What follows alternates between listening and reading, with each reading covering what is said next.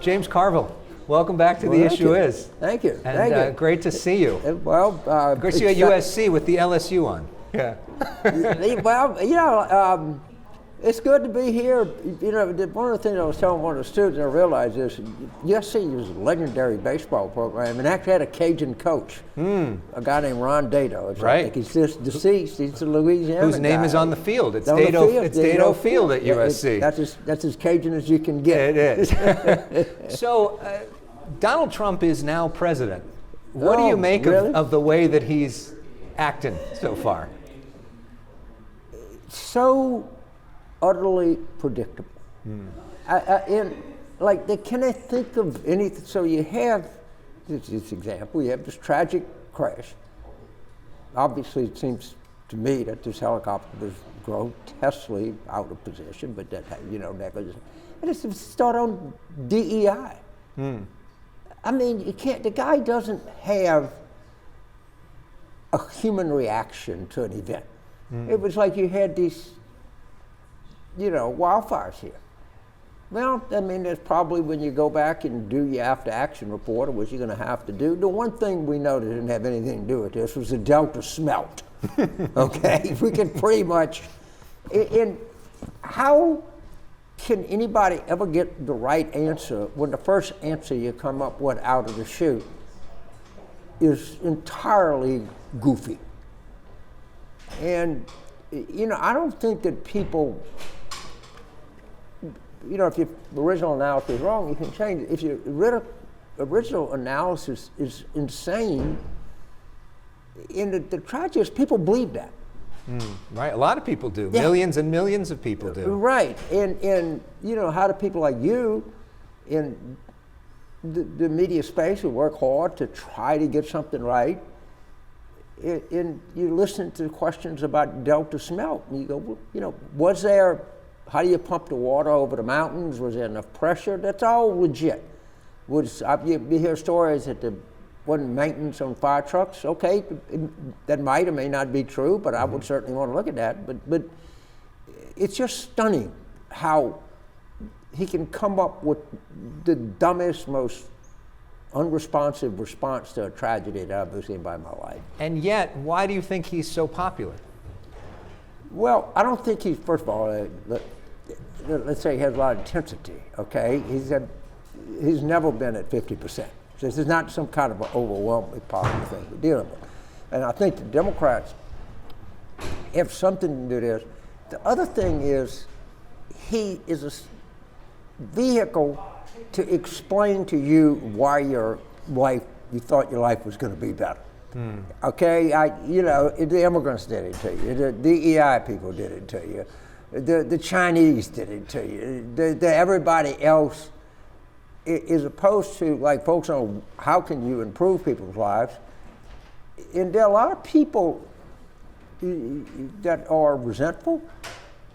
Think of all of these people that make up all of this stuff about Taylor Swift. A lot of these people are just inadequate people, and they're looking for a quick answer as to why their lives didn't turn out very well. And Trump is ready to supply that lie to you as he's stealing from you, right in front of you. It's pretty amazing. But he's not that popular. That's really not true. But the Democratic candidate was pretty unpopular, and Right. you say that the Democrats started their seventh-string quarterback in trying to win in both Biden and Harris. We played the seventh-string quarterback. Yeah. Right, and we had to. We weren't allowed to have tryouts. Okay. Meaning a primary. Where people would go, and as I said in the piece, and I said here today, if you would have had Bill Clinton and Barack Obama hosting a forum in Los Angeles, okay, with 6 potential Democratic presidential candidates, you could have put the thing in a Coliseum and it would have filled up. Okay, there would have been interest. There would have been, 2 successful people that know something about being president having a conversation. Well, Governor, how would you address this? Or what would you do?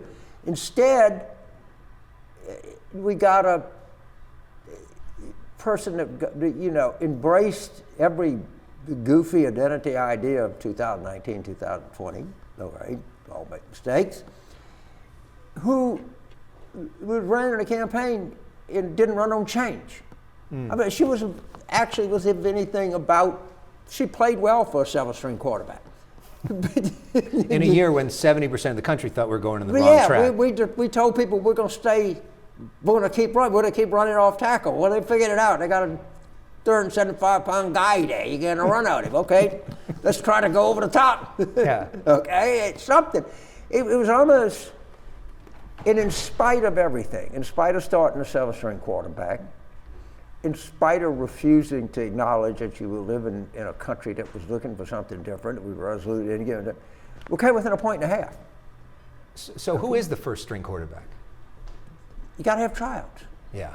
Okay? So, which is something you said in real time. This isn't something you're coming up after. So there's this great documentary called Winning is Everything, Stupid, which we watch you in real time saying this, screaming from the mountaintop. Guys, look out. We're doing this wrong. We're going to lose. Listen to me. He's too old. He can't win. Stop it. Guys, and people didn't listen to you. Do you think they're listening now? I think there's some people who think it is in their interest not to listen. I think there's some people that are afraid if we do that, something will go wrong. Well, it might, but the basic truth is something I've always recognized, is I know how much talent there is in the party. I know Governor Beshear, I know Governor Spiro, I know Governor Moore, I know Senator Warnock, okay? I know Mayor Landrieu. I know all these people.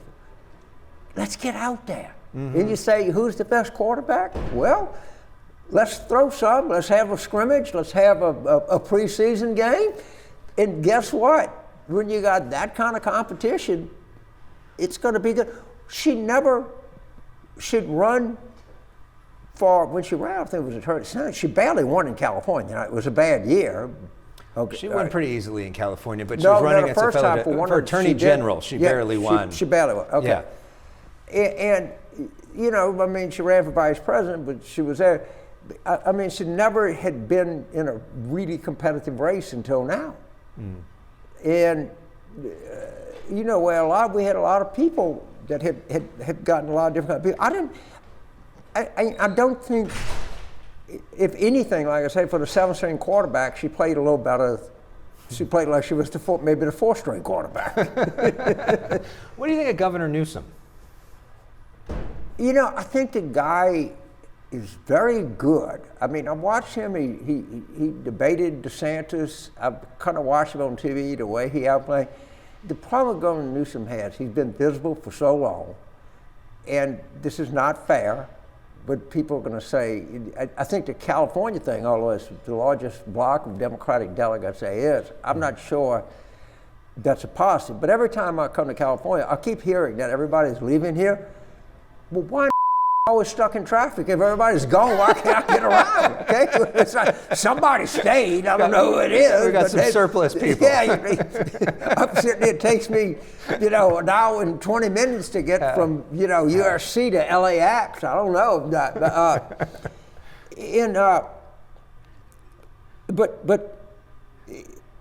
I mean, he would definitely be, again, he has advantages. He's been governor of the largest state, sixth largest economy in the world, largest block of delegates, but I'm not sure.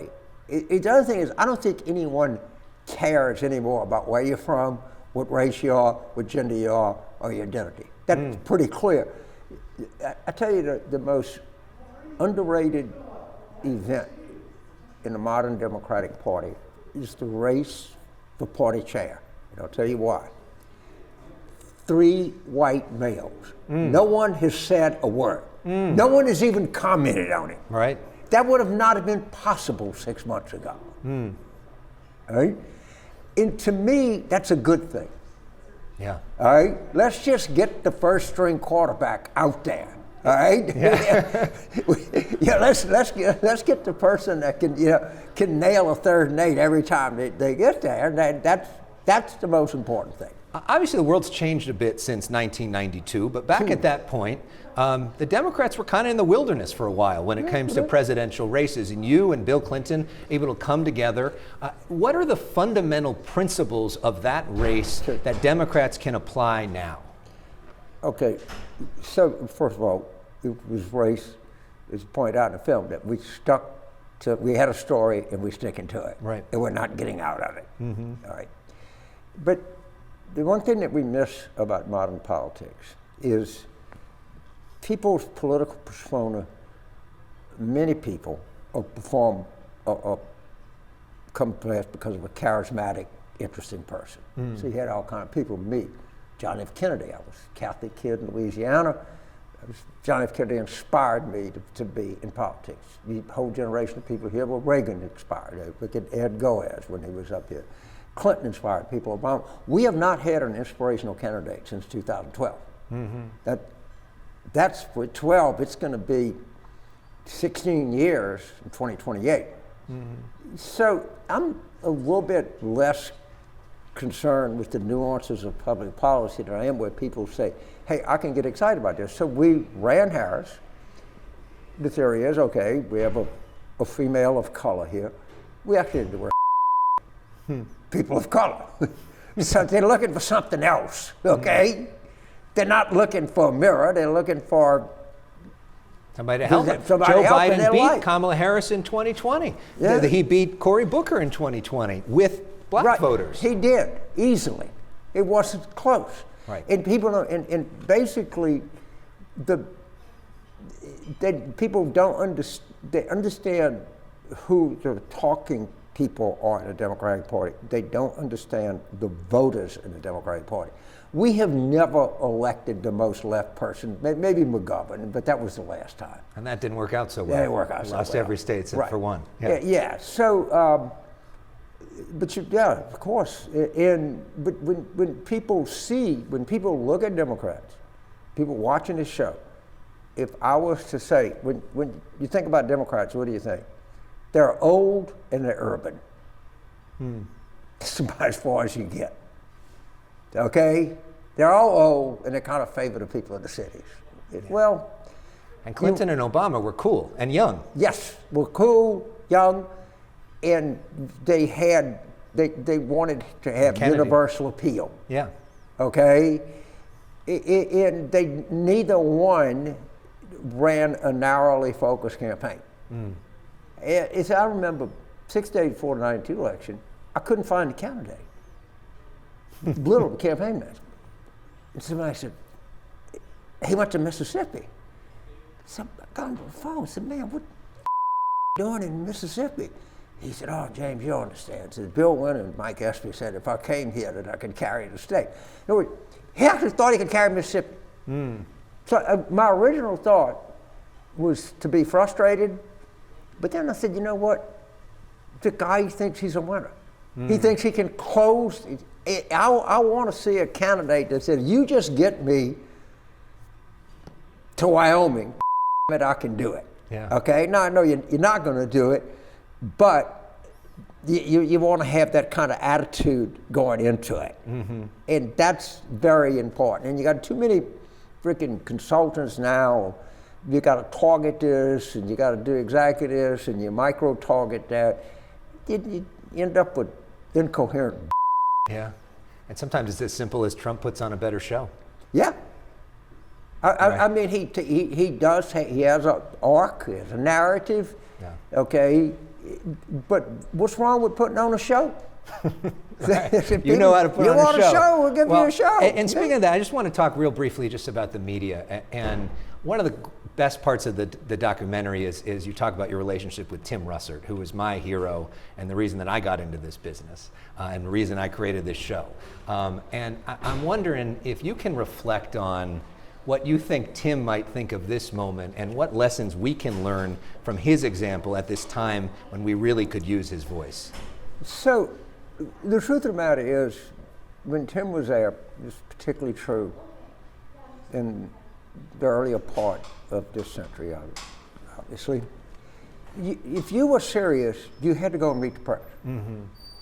And it was kind of a good thing that people, and I think my wife, I don't know how many times, on Tim's show. But, and this is not, it's easy to blame them. The media has nowhere near the power that it used to. Right. Remember when Lyndon Johnson said, I lost Walter Cronkite, I've lost the war? That's when Cronkite went to Vietnam. Now, Did you lose Wolf Blitzer? No, you know, like Wolf, but stuff like that. Right. And so what happens, people decide, I'm not going on Sunday morning TV and get grilled for 25 minutes. Because it doesn't have as much of an audience. I have all this alternative media. I have all these other outlets I can go to. And I have people that are going to tell me I was always right in the first place. Tim never he never let you rest on your assumptions. He was always challenging assumptions. But now, unfortunately, I don't think people want their assumptions challenged. I think they want validation more. And I don't think Tim would have validated some of this stuff. Right? So, and then, of course, he had this, which was very helpful to him. His daddy was a sanitation worker. He was not the most handsome TV guy that you ran across, but because of that, he developed a trust for what people were looking for and what they wanted, and that's very important. And he didn't give you the impression that he thought he was smarter than you, but he did give the impression that he worked harder than you did. All right, and that was important at the time. But and people always say, well, how do we get another Tim Russert? I'm not sure if Tim Russert were in this environment, he would be Tim. I mean, he obviously was very good in the environment he is, but it's now become so diffuse, and people have become, we have to think of ways, yourself, your challenge is, how do you make the truth interesting? Right. Because if you can make up anything you want, then, a combination of environmental policy, water policy, irresponsible building codes, insurance companies causing this, all conspired together to bring the tragedy we had in Pacific Palisades. Yeah. That's the truth. All right? It was a bunch of woke people protecting some Delta smelt thing that did, well, that's more interesting. That's easier. Fiction is easier to write than nonfiction. Right. Yeah. So how do you make all of these combination of things? And there was the more I read about it and I live, there was some bad policy. They were green lighting places where they shouldn't have been built. Okay? Right. They were insuring, and California was subsidizing. We got the same problem where I live. I live in by this hurricane-prone place. I go to on the weekends on the Mississippi Gulf. I don't have insurance. Now I'm affluent and older, so I don't have a mortgage. Most people don't have that choice. Yeah. But we have encouraged building in kind of vulnerable places, and then we, but there's all kinds of factors that go into picking this stuff up. Yeah, and last question, we're here on a college campus. I know you've spent a lot of time at LSU. What's your main message to young people right now about politics and the state of our world? What I hoped in the movie, you asked me about the film. The film was started with a woman named Susan McHugh, who was a close friend of mine. This was just after the pandemic. She said, I was a student at Rutgers and I saw the war run. And I got so inspired, and she became Harry Reid's chief of staff when she was 30 years old. So what I would hope that young people would take is, this is a kind of fun way to do things. These people don't walk around with a hair shirt, right? And that's the origin of the movie was hopefully, I think that it worked somewhat, that young people would see it and they would say, well, I don't know, they had a good time, all right? And they get involved because, you cover it. I can tell by talking to you you like covering politics. You like covering big things. You like covering things that matter. You like covering interesting people. You like covering people that have an interesting story. And you know, that works so much better than this eat your peas. Everybody is wrong. I'm right. I'm morally superior. I know more to do. And that turns people off. So thank you for asking the question. But that's the real purpose behind the movie, was that some kid here would watch it and say, "Damn, yeah, maybe I'll run for the, you know, county commission, or maybe I'll volunteer on the sewage and water board, or maybe I'll study water policy. I don't know. 1,000 different things. Maybe I'll get into journalism. What about that? Maybe I'll go cover politicians. Right. And Tim Russert, I'll kind of, you know, hugely influential. Maybe I'll teach it at university. Maybe, I don't know. There's 1,000 different ways that people can get involved. Well, James Carville, you make it so interesting. Winning is everything stupid. Streaming now on Max. Yes, sir. You are the man. Thank you very much. Thank you. If you help this old man get out of this chair. Thank you, my friend. All right. Thank you.